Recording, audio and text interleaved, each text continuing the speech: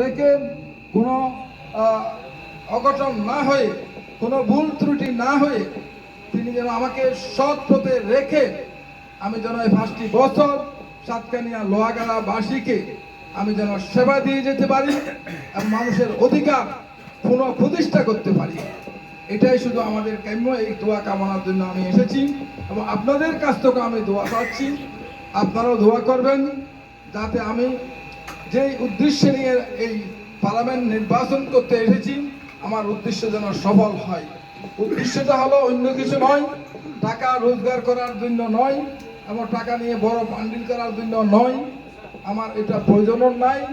আশা করি আপনারা সকলেই জানেন আমার ব্যবসা, আমি 22টা কান্ট্রিতে আমি পণ্য রপ্তানি করি, প্রায় 12,000 কর্মচারী সাথে বাংলাদেশে আমি লালন পালন করি, 16টা ইউনিট আমার ইন্ডাস্ট্রিয়াল ইউনিট আছে।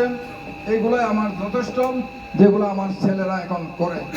আমার কাজ হচ্ছে এখন যতদিন আল্লাহ আমাকে হায়াত দেয় অতদিন পর্যন্ত এমপি থাকি আর এমপি না থাকি আমি মানুষের সেবা করে যাব, এটাই হচ্ছে আমার উদ্দেশ্য।